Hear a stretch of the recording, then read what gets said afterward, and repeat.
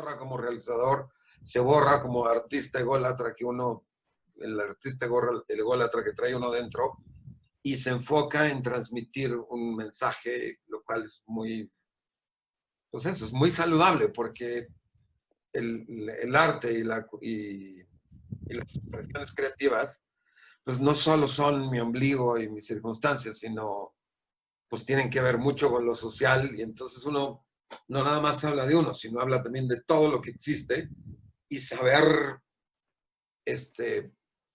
hacerlo bien, pues es muy importante. Saber dar el mensaje donde uno quiere dar el mensaje, dejarlo abierto donde uno quiere dejarlo abierto, pues es muy importante. Y es un oficio que se va desarrollando, no nace uno genio. Es puro trabajo de escribir, escribir, filmar y filmar y filmar, y equivocarse, porque pues no hay genios, ¿no? Ni los grandes genios filmaron así, o algunos filmaron así, filmaron una y nunca más, ¿no? Pero en realidad, pues es trabajo, es oficio, es una cosa que hay que practicar. Bueno, después de hacer televisión educativa, llegó un momento en que dije, no, yo ya quiero hacer historias, contar historias, filmar películas. Entonces, lo real en México, lo que es como más fácil de hacer eso, existe un cine que es en el que yo he trabajado mucho más, que es lo que le llaman despectivamente el video home, y que es un cine que nace en los 80s aproximadamente, cuando nacen las videocaseteras, y son películas que están destinadas a, ¿cómo se llama? Únicamente a reproducirse en televisión. Ahora únicamente se reproducirían o en televisión o en pantalla, nunca llegan, en pantalla de computadora me refiero, nunca llegan al cine, nunca se ven en grande, nunca entran a competencias, nada. Es un cine directo, ¿no? De consumo generalmente muy popular, y de muy bajo costo comparado con el otro. Pero curiosamente, con el tiempo yo he descubierto que es el único cine que realmente está obligado a recuperar económicamente. Porque las películas que nosotros vemos, por ejemplo, hablando de películas mexicanas, ¿no? Hablando de películas mexicanas, como son las películas de cine, esas películas generalmente no recuperan su inversión. Son algo que da el Estado, que permite que suceda, pero no son redituables económicamente. Las películas de Higareda y compañía, a veces sí, pero a veces también tampoco recuperan, y no están en peligro, porque se asigna una parte de los impuestos para, o sea, alguien que va a pagar impuestos puede decir, bueno, pues mejor lo meto en una película y hago una película. Entonces no es un capital que tenga que regresar para su inversor. Sin embargo, estas películas, que son en general muy menospreciadas por ser económicas y por ser populares, y por ser también, pues como luego sucede con la cultura popular, ¿no? Que está muy hecha con mucho descuido. Pero estas películas se hacen y se cobran. Como no van a taquilla, se venden, o bueno, antes se vendían en casitos, porque también eso ha cambiado. Antes se vendía el cassette, se hacía la película, se vendía el cassette y recuperaba con la venta de los cassettes. Ahora es la venta streaming o la venta a canales de televisión algunos. Pero el asunto es que sí recupera y sí tiene que recuperar. Ha cambiado mucho, porque cuando yo empecé a hacerlo, y no estamos hablando de hace muchos años, yo habré hecho el primero en el 2003, ¿no? Yo ya dirigiendo. En ese tiempo todavía existía el comercio de los DVDs. Entonces se hacía la película, se sacaban los DVDs y se vendía sobre todo en Estados Unidos. El Videocom en particular se hacía para los mexicanos que estaban en Estados Unidos. En algún tiempo se hizo también para los mexicanos, pero la piratería no permitió ya que sucediera. O sea, se hacían los videohomes, y aquí en México sobre todo se consumían en provincia, y se consumían en barrios bajos, porque ya les digo, es un cine popular, y se consumía en los barrios bajos. Pero cuando llegó la piratería, ya México no fue redituable de ninguna manera, y los únicos que lo siguieron manteniendo eran los mexicanos que estaban en Estados Unidos. mexicanos que tenían añoranza por México y consumían este tipo de películas y les iba muy bien. Pero de repente se acabó el DVD y eso ya se volvió a transformar y ya parte del negocio que era ya no es como era y ya de hecho se ha perdido. Pero se siguen haciendo y se van a seguir haciendo, ¿no? Cambiarán las formas, pero se van a seguir haciendo porque al final el arte siempre se va a necesitar.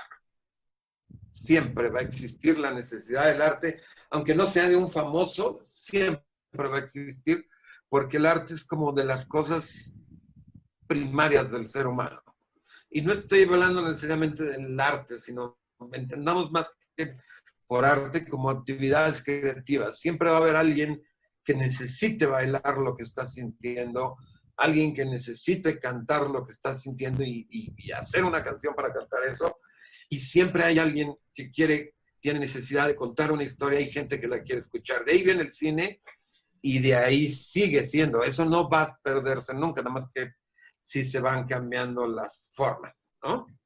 ¿Por qué decimos que esto es un cine popular y por qué es un cine popular? Cuando los cines dejan de ser del Estado y entran solo las compañías gringas como Cinépolis o compañías particulares, el cine se va a un precio que ya deja de ser accesible para la mayoría de los mexicanos. Entonces, pues como los que les pagaban no eran como la mayoría de los mexicanos, hacer un cine popular dejó de tener sentido porque aunque lo hicieran y les gustara, no tienen el dinero para pagar y ir al cine y que les, ¿cómo se llama? Pues justo, que paguen el cine y que se recupere. Entonces el cine popular dejó de ser popular en ese sentido, de que en el cine me refiero. Entonces surgió esto y eran historias que expresaban pues lo que quería el pueblo o lo que le querían dar al pueblo, ¿no? Entonces, pues, estas películas de las que yo he hecho y que ya llevo como veintitantas, son películas que ustedes las podrán identificar porque pues sus estrellas son los Almada en algún tiempo, aunque también los Almada hicieron cine de 35, ya después Miguel Ángel Rodríguez, Memo Quintanilla. O sea, si los conocen, conocen a los actores del videojuego, ¿no? Y son películas que se hacen en muy, como con 10 veces o 15 veces menos el presupuesto que una película normal. Por ejemplo, yo les mandé una que no sé si vio Algan. Esa película todavía era cuando estaba más bollante el asunto, por así decirlo. Esa película se hizo en 12 días. Fueron 12 días de rodaje. Si vemos la comparación de una película como Amores Perros, son 9 semanas de rodaje.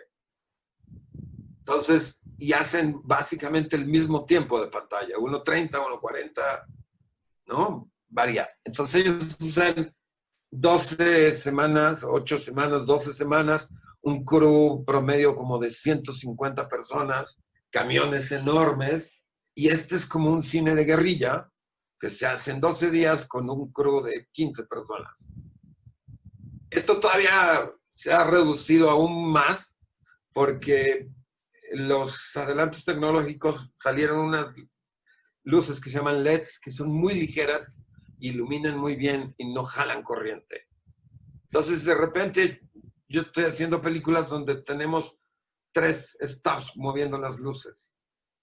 Y no los traemos locos, porque lo que están moviendo son luces muy ligeras, o a veces son unas cosas que les llamamos espaditas, que son como un neón, y las pegan en cualquier lado. Entonces, es una luz que se mueve muy fácil. Y luego ahora, como ya no se filma, el cine cuando se filmaba era muy caro y además con mucho riesgo, porque uno filmaba y lo que filmaba hasta que lo revelaba lo veía uno. Y entonces generalmente ir a ver rushes, que era como se llamaba eso, era estar todos así con los nervios, porque pues, aunque uno hubiera visto bien la escena ya y todo hubiera ocurrido muy bien en el set, a la hora de ir a la filmación, que diga la proyección de los rushes, pues resultaba que todo estaba fuera de foco y no se notaba. Entonces podía uno sufrir, sobre todo en la escuela eran suplicio ir a ver Rush. O salía muy oscuro, o estaba sobreexpuesto, que es así todo blanco. Ahora el digital pues permite que conforme lo está grabando uno, lo está viendo uno. Uno ya sabe qué es. Y ya no es tan caro la cantidad como antes era. O sea, por ejemplo, el video, hablando del videohome, un videohome para hacer hora y media se usaban un promedio de 25 latas de 16 milímetros que traían 11 minutos cada una, ¿no? Más o menos. Y cada una costaba como entre revelada y comprada, yo creo que como, ay, no me acuerdo bien, pero hagan de cuenta 100,000 pesos. O sea, salía muy caro. Ya en 35 salía carísimo. Hacer un plano secuencia en 35 se estaba uno jugando una cantidad de dinero en cada toma por si no salía, ¿no? Entonces, ahora con el digital uno puede tirar material, tirar se dice como a que está corriendo la cámara y no pasa nada. Son tarjetitas, ¿no? Como las del celular. Entonces, pues nada más hay que tener muchas tarjetas y ya. Y se puede filmar. Yo he filmado para 1 hora y media, 15 horas. Y no pasa nada. En fin, eso es como a grosso modo. No sé si quieran una pregunta hacerme para entender por dónde van y por dónde, qué es lo que les interesaría escuchar y saber. Yo puedo hablar de cine horas, pero hay muchos temas que tratar. Entonces, no sé.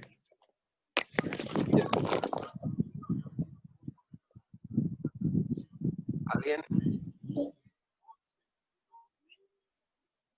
Hello.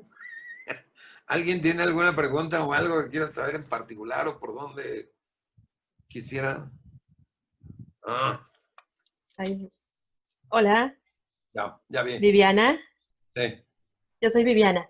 Bueno, yo tengo así como que la intriga de qué va a pasar ahora con las salas cuando se abran, si tienes así pensado en el medio, qué están pensando, si la pandemia dura hasta diciembre, enero, qué medidas las salas, los cineastas, qué han pensado sobre esta situación. Pues mira, híjole, se ve muy complicado. Las salas, pues será un problema de los exhibidores, que no es como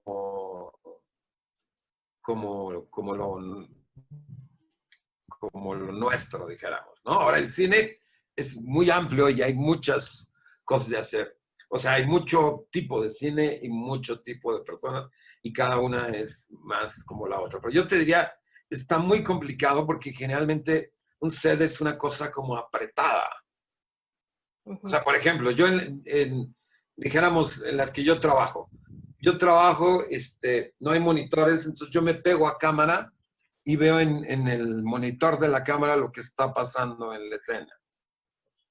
Entonces, en cámara estamos el camarógrafo, el asistente de cámara y yo. Ya somos tres, que siempre vamos a estar, o sea, una cámara es una cosa como de este tamaño, ¿no? Más o menos, ¿no? Como una cosa así.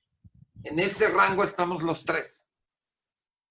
Entonces, independientemente o sea, está muy complicado porque hay mucha cercanía. Luego, en las películas es muy común, o sea, más bien todas las escenas te llevan a que los actores estén cerca y pegados.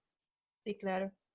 O sea, se pelean, se besan, discuten. No pueden hacerlo en la sana distancia, ¿no? No, nunca. O sea, no hay manera, ¿no? En las películas que yo he trabajado es muy común que haya escenas eróticas. Entonces,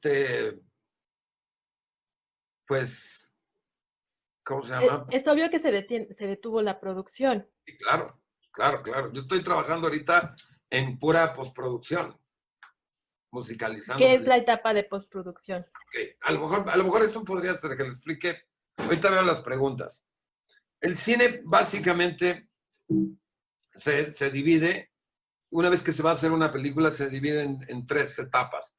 Preproducción, producción y postproducción. O sea, lo primero que se necesita para que exista una película es el dinero que pague la película y un guión.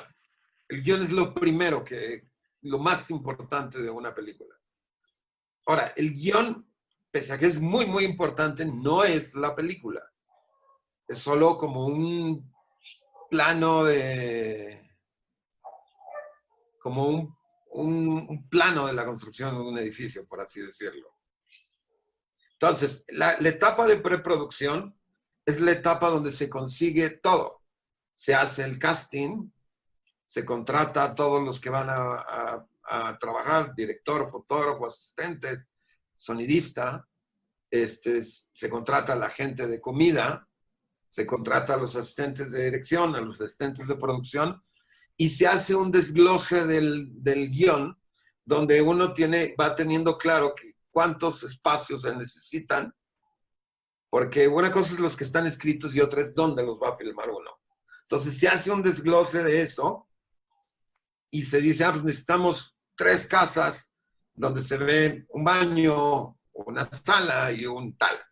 Entonces, en la etapa de preproducción se van a conseguir esas locaciones. La gente del departamento de producción las busca, habla con la gente que le da ¿cómo se llama? Los dueños que les den los permisos y lleva al director a verlas para que vea si funcionan para la historia o no funcionan para la historia. Se hacen una serie de compras como son, en la película dice, pues se toman una copa y la rompen, entonces se compra esa copa para romperla. Hay vestuarios, por ejemplo, cuando hay balazos, es un vestuario que se va a romper, entonces generalmente es lo que le llamamos camisa doble, entonces se compra la camisa 2 veces igualita para que ¡prac!, se la rompan y no sea la ropa de él la que rompemos, sino una ropa de la película, ¿no? Además, para tener el control de tener justo 2 iguales, por si no sale bien o por si el orden hace que primero se la rompas y luego ya esté bien.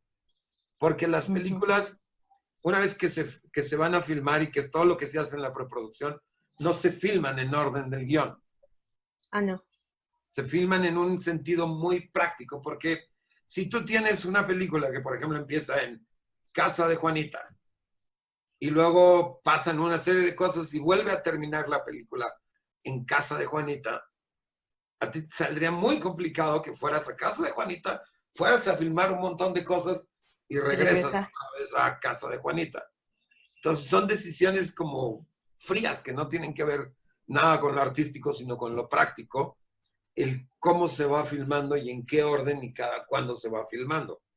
¿No? Lo que les decía, por ejemplo, si tú estás haciendo Amores Perros, por decirlo, y tienes 8 semanas para contar 90, 100 minutos, pues diario vas haciendo como 3 minutos o 2 minutos. Nosotros que hacemos la misma película al mismo tiempo en 12 días, salimos y filmamos 8 minutos, 10 minutos. Entonces la dinámica es muy distinta. Entonces en preproducción se consigue todo lo que se va a tener y se ordena la forma en que se va a ir haciendo, se contratan a los actores. Entonces tú pudieras ser que por cuestiones de logística, de producción, tú lo tengas que matar primero y luego tengas escenas donde está vivo. Entonces le rompes la camisa y tienes una doble. La necesitas. Ajá. O si cuando haces la toma no funcionó porque pasan cosas, pues le pones otra vez y vamos a reventársela otra vez. Entonces todo eso es la preproducción. La producción sería todo el proceso de filmación de la película, ¿no? Donde justo sales a filmar todo lo que está en el guión de arriba a abajo. Y es la etapa, de hecho es la etapa más cara en algún sentido, porque pues cada día cuesta mucho dinero, porque cada día que tú vas a filmar, así tengas un crew de 100 personas, o un crew de 5, o un crew de 20, o un crew de 50, corre su sueldo. Claro. Si tú no pudiste filmar, es tu problema. ellos van a cobrar. Entonces, son muchas cosas. Y como también son, perdón, tantas voluntades en juego, pasan Suceden errores, cosas. pasan pataletas, en fin, ¿no? Es como pues como un Big Brother, porque además luego pasas mucho tiempo con esas personas, ¿no? O sea, sí puede ser que o sea, el convivio durante esa temporada es muy intenso. Estás pegado, estás todo el día con el de las 8, así leve de las 8 de la mañana a las 8 de la noche, todos Hasta los se días. enamoran. Pues te enamoras, te peleas, te odias, Enamoras. Sí, y también aprendes que estás trabajando, ¿no? sí, Y no claro, vas ni a llegar ni a hacerte amiguito de todos. Vas a claro. hacer lo que vas a hacer, que es tu película, ¿no? Entonces, esa es la etapa de producción donde se debe de filmar todo. Y luego viene la etapa de postproducción, que es donde se edita la película, se le hace la corrección de luz, se hace el trabajo de sonido, se hacen los efectos, créditos, etcétera. Si hay que doblar, ahí es cuando se hace el doblaje para que ya termine la película. Ahí es donde se termina. Entonces se divide en esas etapas. A veces puede pasar que se filma, se edita y dicen, oye, esto está medio chafa, y si lo volvemos a hacer, si el dinero alcanza y si vale la pena, pues vámonos a filmar otra vez. Esa parte que salió mal, o luego ha pasado, por ejemplo, ahora yo con los que trabajo, de repente filmamos unos días y originalmente va de 45 minutos para pegarlo con otra historia y así juntar los 90. Pero a veces el de 45 les gusta y dicen, ay, quedó bien padre. Vamos a inventarle más escenas y lo hacemos largometraje. Entonces volvemos a filmar con los mismos actores, a agregarle cosas y hacerlo de hora y media. Ok. Es cosa. A ver, voy a ver las preguntas. O no sé, ¿sí quedó más o menos claro? Sí, sí, sí, muy claro, maestro, gracias. Okay. Para el estudio, para el examen de admisión del CUEC, el CUEC ha cambiado, pero me imagino que será más o menos igual de como estamos. Es muy importante en la vida y en las actividades creativas y en el CUEC, la cultura general. Entonces yo diría que quien quiera entrar al CUEC de entrada, que mejore su cultura general, porque el CUEC te preguntaban, ¿cuál es el último libro que has leído? Y háblanos de él. ¿Cuál es la última exposición de pintura que has ido? Y háblanos de él. Y así te hacían una serie de preguntas que son de cultura general. Eso es una. La otra es, pues, empezar ¿cómo se llama? Ahora hay mucho hasta para hacerse autodidacta en YouTube y en línea de aprender sobre cine, empezar a leer algunos libros básicos de cine, ¿no? Leer libros o buscar aquí. Hay unos que son básicos de diferenciación de planos, eso estaría como interesante irlo ya sabiendo. O sea, mientras más sepan de cine es un poco mejor, porque es una de las cosas que preguntan en el CUEC. Y cultura general, ¿no? La cultura general era algo que les importaba mucho. Lo de los fideicomisos públicos como el Foprocine, pues yo diría a ver qué proponen nuevo, porque también es cierto que sí están como todo en México, bien puercos, ¿no? O sea, no todo, pero sí hay mucha mugre en muchos lados. Y este lugar no era la excepción. Y las historias de mugre en la asignación de los recursos, en cómo lograban los recursos, en fin, hay muchas historias muy oscuras de, del manejo de los dineros en esas instituciones. Si eso cambia y se transforma, está bien. No sé si destruirlos hubiera sido la mejor manera o nada más regenerarlos desde dentro, pero ¿cómo se llama? Pero sí hay que cambiarle ahí porque sí está básicamente oscuro, ¿no? O sea, de repente uno como cineasta dices, ¿y cómo diablos le hago? Porque si uno va con la gente por ejemplo, yo con los que trabajo, yo tengo trabajo y dirijo seguido. Pero esas no son las películas que a mí más me gustaría hacer. Son películas en las que yo trabajo por tener el oficio bien afinado, porque además me gusta mucho dirigir y porque se aprende más dirigiendo que hablando de dirigir, ¿no? Y no se termina de aprender nunca, entonces, en la medida que uno está filme, pues será mucho mejor. A que uno filme cada 10 años queriendo hacer su película artística, ¿no? Pero, o sea, el asunto es que sí se ve muy cerrado porque de repente se veía como que en el cine ahora tienen una idea de lo que es artístico y lo que no es artístico.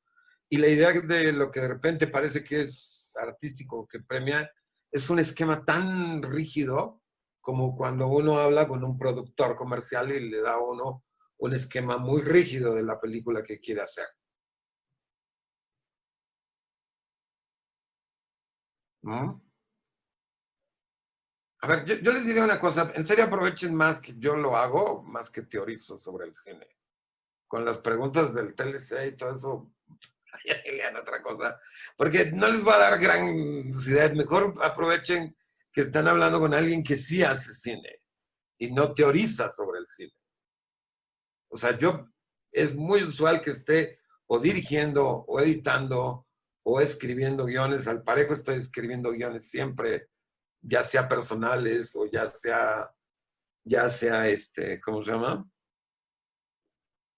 O sean encargados. En serio, pregunten más eso. Hay muchos gentes teorizando sobre eso.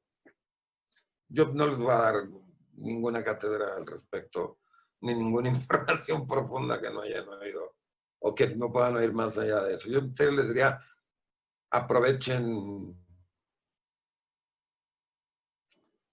que están con alguien que hace cine, no que habla sobre cine. Ni de exhibición, porque en serio no es lo mío es el set. Yo estoy en el set, en rodaje todo el tiempo, puedo hablar mucho de cómo es la dirección de actores, cómo escribir un guión, de qué se trata escribir un guión, de qué se trata filmar. La otra es teoría a los teóricos.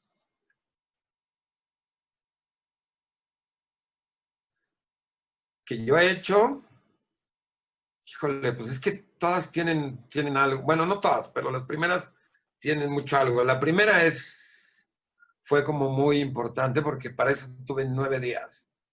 Entonces mi primer preocupación era que la termine. Ya después me preocupo por la exquisitez del lenguaje. Mi idea era terminarla.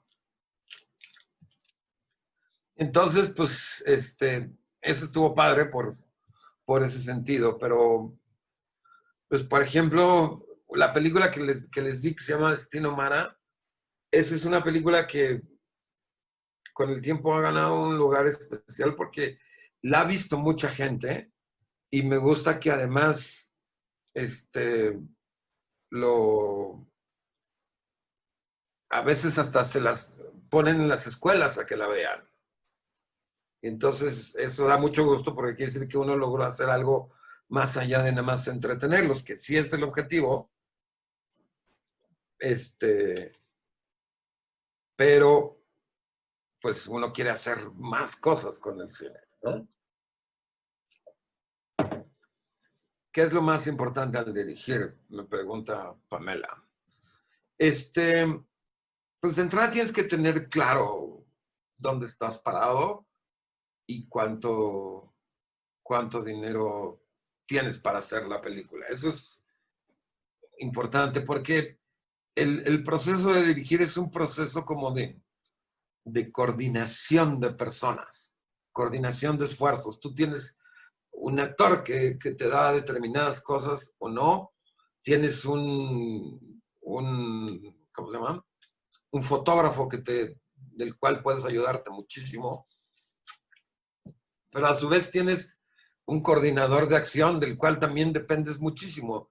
Entonces, lo que tienes que hacer, creo yo, sí es coordinar saber coordinar, saber a dónde vas para coordinar esos esfuerzos hacia un punto en específico. Tienes que tener muy claro cuál es el centro de la película.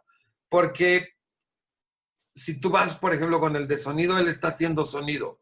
Y su preocupación más grande es que el sonido esté bien. No le importa la historia, si el actor, nada. A él cuando oye el actor lo que le preocupa es que esté bien grabado, que esté en buenos niveles y que pueda trabajarse con esa audio en postproducción, que es para cuando se trabaja. El fotógrafo a veces está haciendo tomas, a veces está más de acuerdo contigo, pero está haciendo tomas.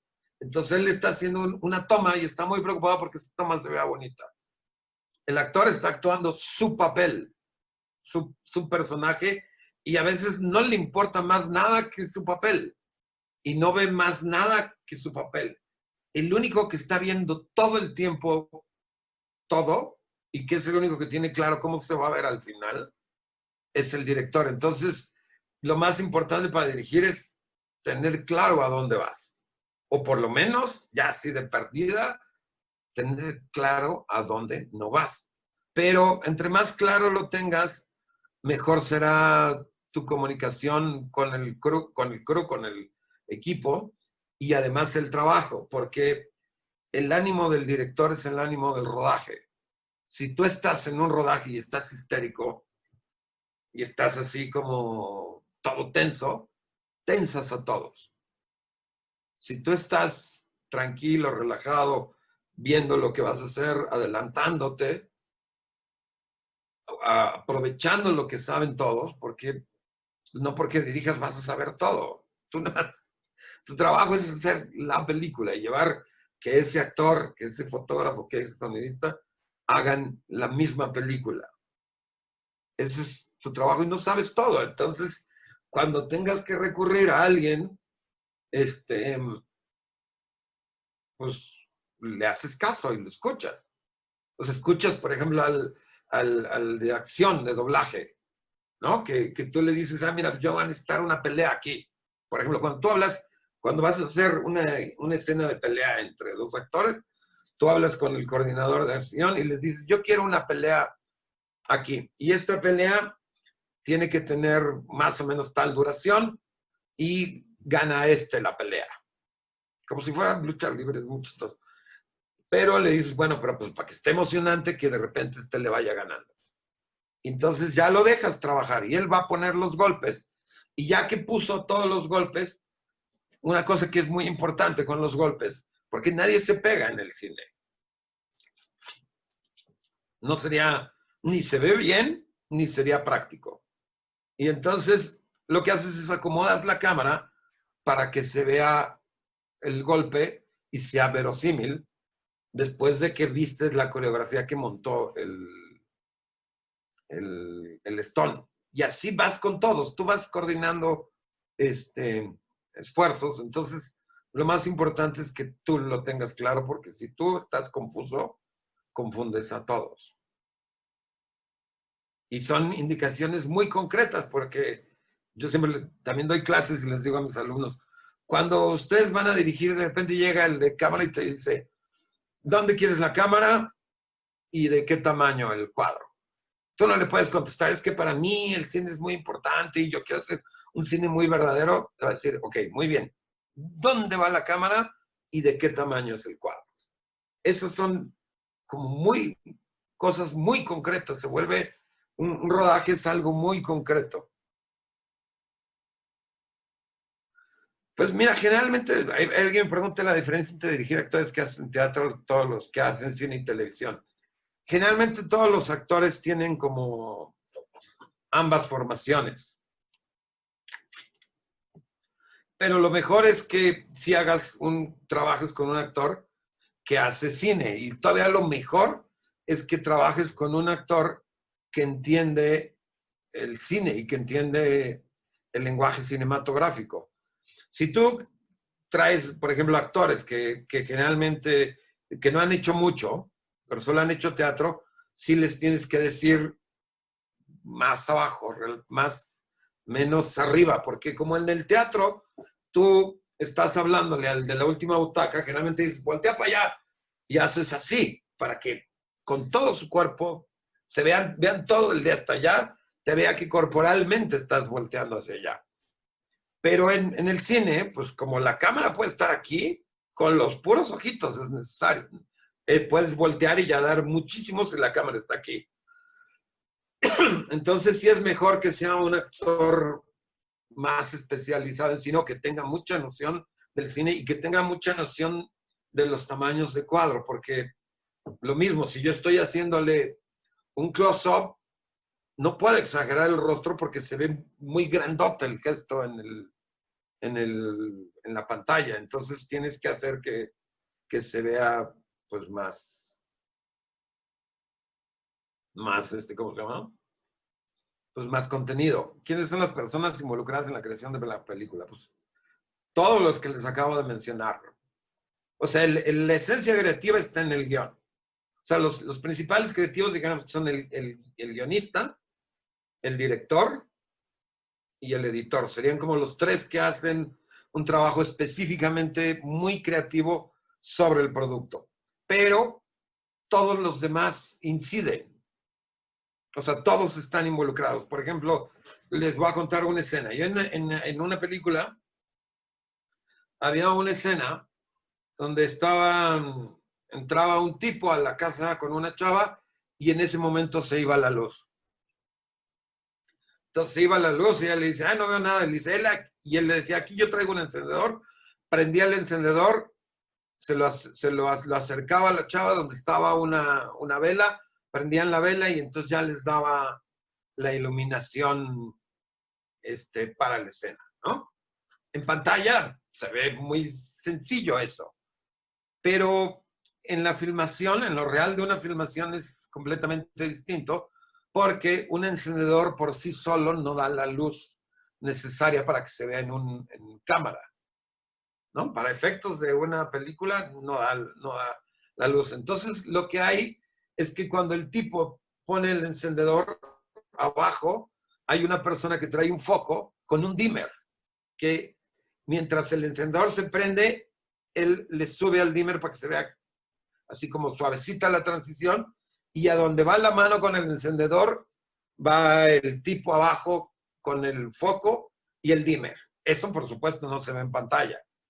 Cuando le prendían la vela era otra persona con la luz para la vela un poco mayor que la del encendedor.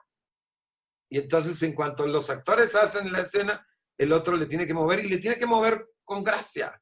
No le puede mover de jalón porque no es verosímil, ¿no? Entonces, todo eso ocurría debajo de cámara. Como nosotros les digo que nuestros crews no son grandes, cuando estábamos haciendo esa escena, yo lo único que hacía era, corre cámara, acción. Y veía todo el crew involucrado en esa escena. Yo no estaba haciendo así físicamente nada. Y veía todo el crew ocupado en hacer esa escena. Y luego ya terminaba. Y entonces uno dice, pues, no soy yo. O sea, yo lo estoy coordinando, lo estoy dirigiendo. Soy el responsable de la creatividad de esto. Pero todos los que están involucrados afectan el producto. O sea, todos cuentan, todos influyen. Igual, de repente había otra película donde hicimos muchas escenas de coches. Y en las escenas de interior coche.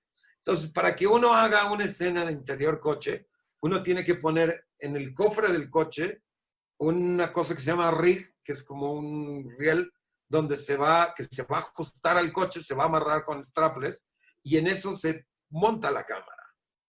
Y luego los del sonido se las tienen que ingeniar para meter sus cables de sonido por adentro del coche y no verse, porque luego nada más van ellos dos, no se ve nadie más.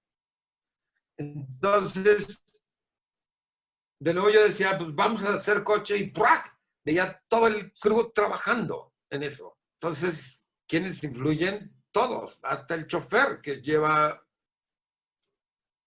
a los actores a escena. Si él lo hace bien, pues no se nota, pero si lo hace mal, te afecta muchísimo. Entonces, pues todos están involucrados. Y eso no nada más es el set, sino es igual lo mismo todos los que están involucrados en la preproducción y los que están involucrados en la postproducción. Es un trabajo de equipo inevitablemente. y no hay un genio creativo ahí aislado que es como un dios, eso no existe. Porque además, como es una cuestión donde el dinero cuenta, y cuenta mucho, y cada día de rodaje cuenta, y cada momento de rodaje cuenta, y produce gastos, entonces, pues de repente, como en muchas otras cosas, el que manda es el dinero. Y entonces de repente dicen, pues tú quieres tu escenita así, pues no alcanza, no la vas a hacer así. Entonces ya la creatividad genial del director pues no existe y a veces incluso me ha pasado muchas veces que te imponen a los actores y te dicen son estos porque estos son los que venden. Entonces, pues son muchos factores que están influyendo y no es el trabajo de uno solo. No sé si quedó contestada la pregunta.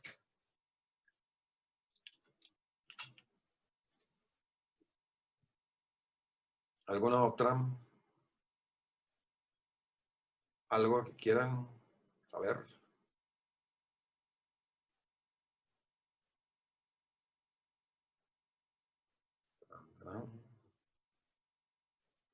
¿No?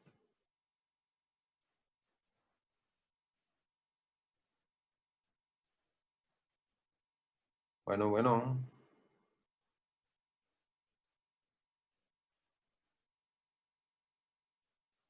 Ajá. Top de 5 mejores películas. Pues unas son mexicanas y otras son extranjeras y con el tiempo ha variado muchísimo. De mexicanas es Los Hermanos del Hierro, se les recomiendo muchísimo, una de Ismael Rodríguez, el mismo que hacía las de Tintán.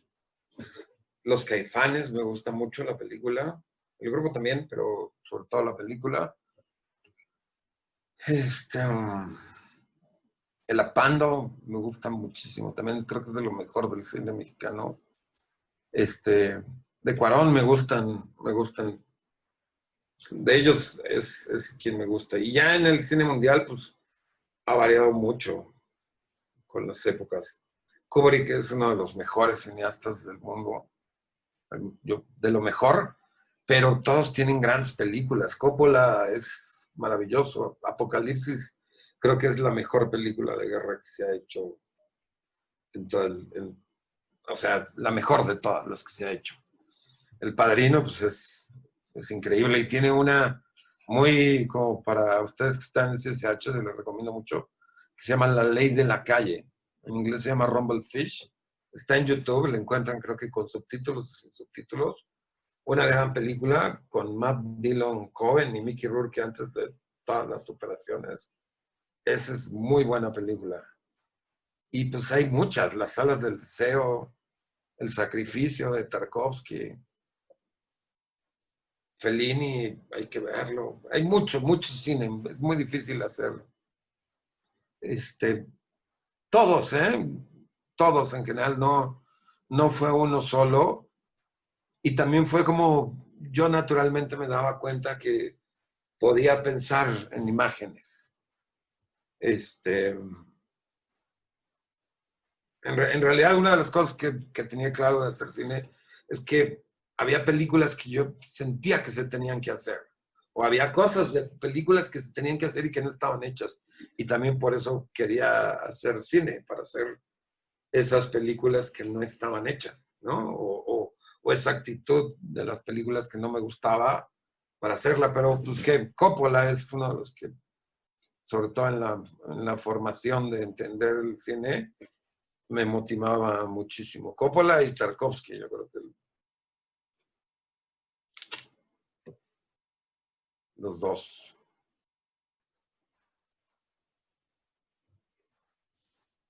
Es que esa es otra parte, y esa es otra parte donde además está muy atorado el asunto, porque el cine una cosa es la producción, otra cosa es la distribución y otra cosa es la exhibición. Y la exhibición y la distribución casi que históricamente ha sido cooptada por los gringos en el mundo. O sea, por ejemplo, ellos cuando estrenan una película como Avengers y todo eso, ellos sí van a recuperar y van a recuperar muchísimo porque además van a ir a todo el mundo a recuperar su película. Y aquí no es tan fácil hacer eso.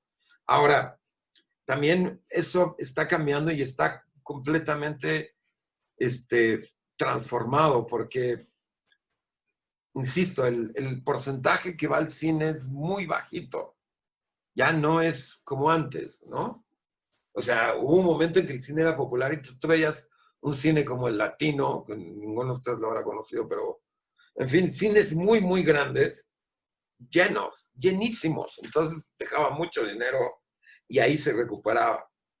Ahora yo creo que el cine, como todo, se tiene que ir ajustando y por ejemplo, yo pienso que lo mejor que se podría hacer queriendo mejorar el cine mexicano es hacer un streaming tan bueno como Netflix que diera cabida al cine nacional a un costo muy accesible para que tuviera mucha gente y además no estuviera tan como castigado para quien no tiene dinero, porque pues el cine cuesta como 80 pesos. ¿A quién le va a alcanzar para eso? Sí le alcanza, pero a la mayoría de los mexicanos no le alcanza. Entonces, en el cine era muy lindo, pero ya se perdió, pues, ¿no? Es como la película cuando se filmaba, cuando se tocaba, a mí me tocó todavía en la escuela editar así la película, lo que era la película. Ahora ya incluso ni filmar está bien dicho. ¿Sí me explico? O sea, por ejemplo, antes filmar tenía que ver con la película. Luego, cuando todo se hizo en video, como los cassettes, perdón, como el VHS o el beta, eso se llamaba grabar. Actualmente ni filmamos ni grabamos. En realidad deberíamos decir, lo que hacemos es capturar datos. O sea, casi todo el mundo filma ahorita con cámaras que son 4K, 8K, 6K, todo es ceros y unos.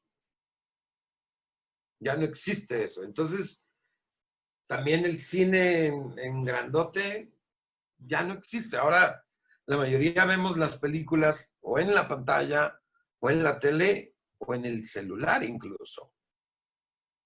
Entonces, pues la difusión está difícil porque además, independientemente de que no lo cierran, también el público no es muy abierto, que dijéramos. Al contrario, es muy cerradito y quiere ver siempre lo mismo hoy y no se quiere salir de su zona de confort.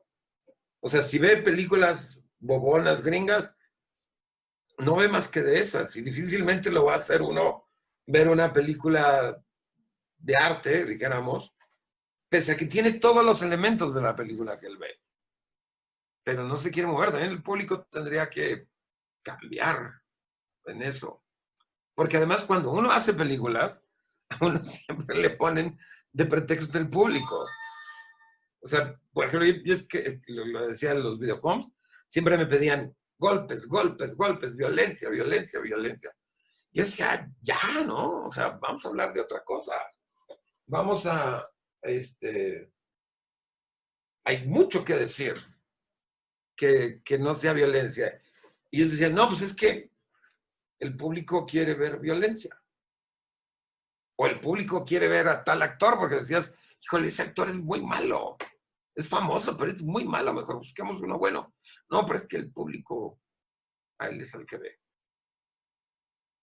Entonces, pues también luego uno está mal por eso.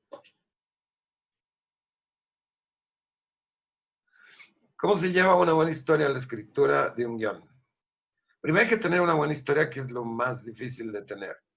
Lo demás va siendo un proceso de construcción paulatino, ¿no? O sea, dijéramos que uno quiere contar algo. Entonces, lo primero que tiene que saber es qué quiere contar. ¿Por qué quieres contar eso? ¿Qué quieres decir de eso? ¿Qué vas a decir tú al respecto? ¿Qué te importa? Teniendo eso, empiezas a pensar en cuál es la historia ¿cómo se llama? Que te va a hacer como el mejor vaso para contener esa historia. Y entonces luego lo que haces, empiezas a escribir, o a escribir, sí, la estructura de la historia, desde el principio hasta el final. Todavía sin diálogos, sin nada por el estilo, sino solo lo que va a pasar, ¿no? O sea, por ejemplo, si fuera Buscando a Nemo, bueno, pues al principio se mueren todos los hermanos y se queda nada más el papá con Nemo. Y luego viene una escena donde el papá pierde a Nemo porque se lo llevan allá. Y así, antes de que escribas toda la escena, escribes todo eso de arriba a abajo, desde que empieza hasta que termina. Y ya que tienes todo eso y que eso está sólido y que eso no hace agujeros, que no tiene cosas como incongruentes, pues ahora sí empiezas a escribir los diálogos. Y entonces ya sabes qué van a decir en cada escena. O sea, ya sabes de qué se trata la escena. Y entonces ya empiezas a escribir los diálogos. Y ya que termines, pues te vuelves a regresar y lo vuelves a ver. Y hay un tratamiento, cada vez que tú te pones a trabajar el guión, se llama tratamientos. Puede ser un tratamiento en donde lo único que te regresas a trabajar, ya que hiciste todo lo demás, es cómo hablan los personajes y entonces buscas a darles personalidad a cada personaje al hablar, pero ya tienes todo lo demás. Y así vas. Si vas así por partes, es la mejor manera de poder escribir. Digo, hay libros que te ayudarían al respecto. Hay un cual que se llama Sitfield. Cualquier libro de él te explica cómo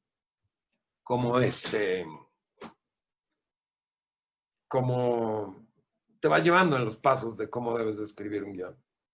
Pero es un trabajo, es el más lindo y es el más difícil porque no hay nada. Cuando tú vas a escribir un guión es como si estuvieras ante un bloque inmenso de granito así parejo, liso, que no tiene forma. Y entonces tú tienes que romper piedra y hacerlo. Es la parte más difícil.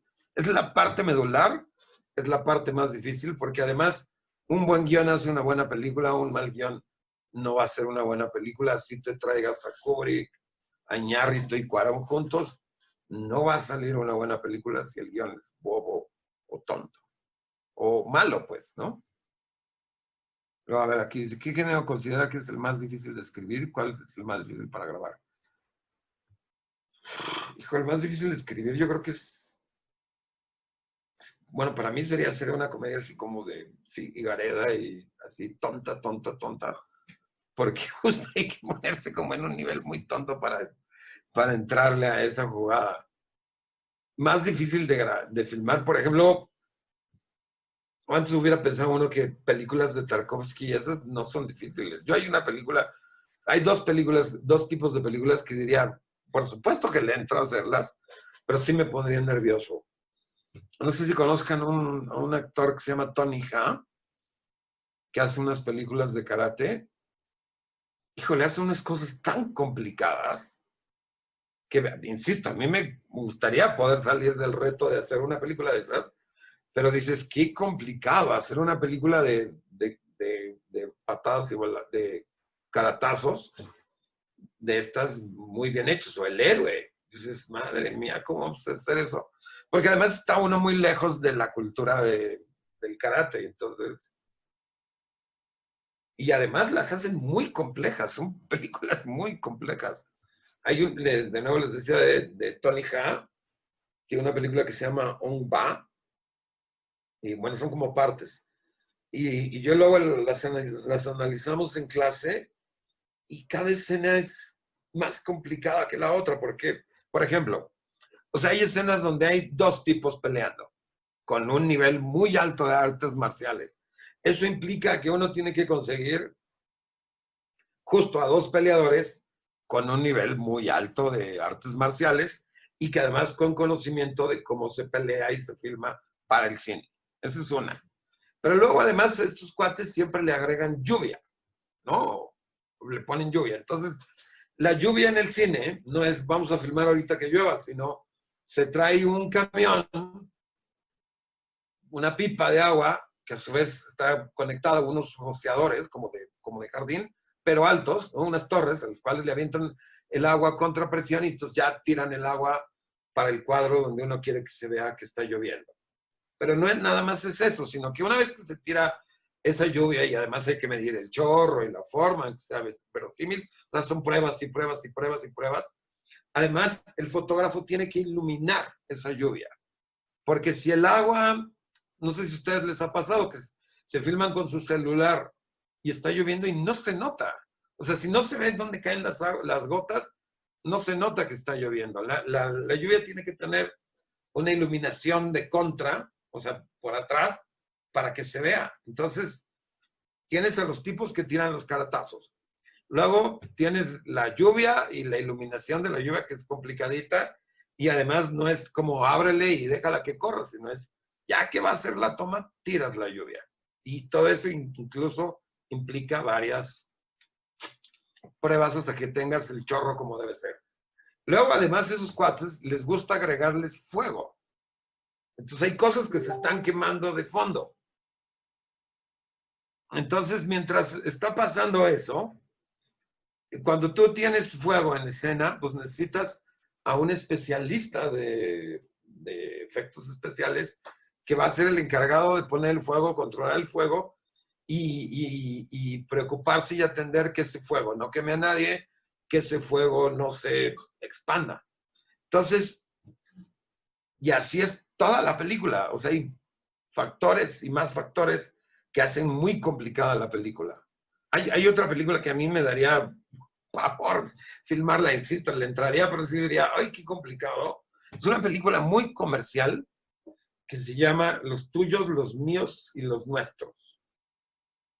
Esa película es, no sé si la recuerdan, se trata de un tipo que tiene como 10 hijos, se junta con una chava que tiene 10 hijos y entonces ya son el papá, la mamá y 20 chamacos que van desde bebés hasta adolescentes, hasta adolescentes. Todo el tiempo en escena, 30 personas, 20 personas. Eso es muy complicado de filmar porque de entrada, pues tu plano tiene que abarcar a los 20 o a la mayoría de ellos. Y luego si cada uno habla, pues tienes que detenerte y filmarlo por separado, cualquier escena. No es lo mismo, por ejemplo, tener a dos personajes que tú los filmas en la forma más simple. Filmas el abierto donde hablan y luego filmas el close-up de uno y el close-up del otro diciendo otra vez todo lo mismo. Entonces imagínate eso mismo con 20 personas en escena y luego además son 20 personas muy emocionales, ¿no? Ok, bueno, a ver.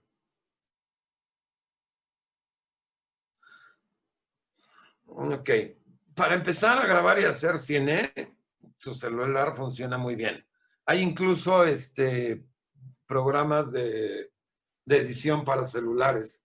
El cine ahorita o contar una historia está muy fácil como nunca estaba. Ni cuando yo estudiaba estaba tan fácil. Uno puede justo grabar con su celular, si tiene un celular más o menos, y en el mismo celular editar, que es como se cierra el cuento.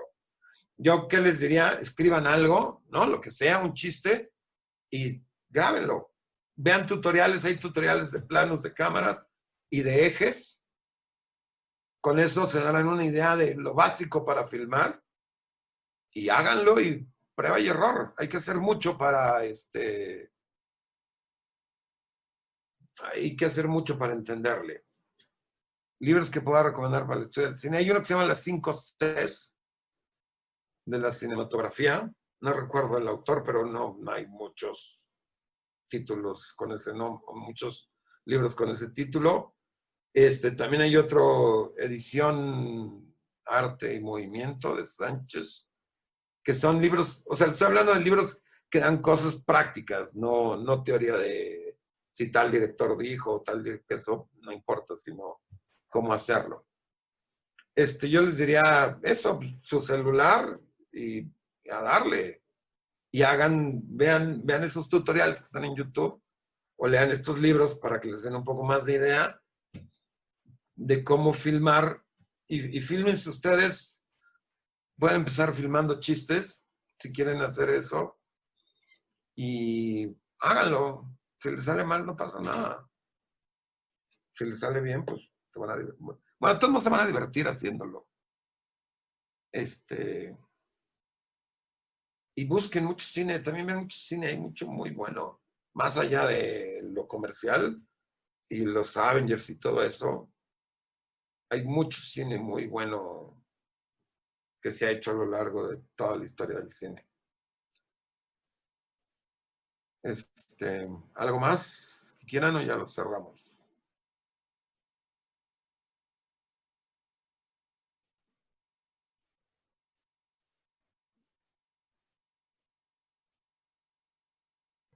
Nos despedimos. Pues creo que ya estamos cerrando esta interesante charla, Oscar. Pues, no, yo me sentí como en el aire porque sin retroactividad es medio difícil. Sí. Y ni uno no tiene ni idea de cómo es el público al que uno está hablando, ¿no? Entonces, así es. No sabes qué saben, qué no saben. No, pero estuvo muy, muy interesante, de verdad, muy, muy interesante. Agradecemos muchísimo pues que nos hayas brindado de tu tiempo para compartirnos un poquito de lo que es tu trabajo, tu pasión, que es el cine. Quiero agradecer también a los que están aquí acompañándonos en esta charla, a los chicos, gracias por participar, por preguntar. A final de cuentas, esto que estamos haciendo pues es para ustedes. Esperemos que nos sigan en nuestras redes sociales y se sigan enterando y sigan corriendo la voz de que vamos a estar haciendo este tipo de charlas y de actividades que estamos haciendo para ustedes. Y con varias temáticas, vamos a tocar varias temáticas, no solamente cine, sino también teatro, danza, música, literatura, artes plásticas. Entonces, pues apóyennos a difundir nuestra página para que más gente se integre y pueda participar de estas charlas, de estas actividades que son muy interesantes. Pero pues, nuevamente, Oscar, mil gracias. No sé si quieras comentar algo antes de cerrar la sesión. Lo último es que qué bueno que hacen esas pláticas, y yo lo que les diría a los chavos es que es muy bueno tener cultura y ayuda muchísimo haber visto mucho cine, haber visto escuchado mucha música, leído muchos libros. Pero lo verdadero importante y la verdadera sanación de las artes es cuando uno las hace.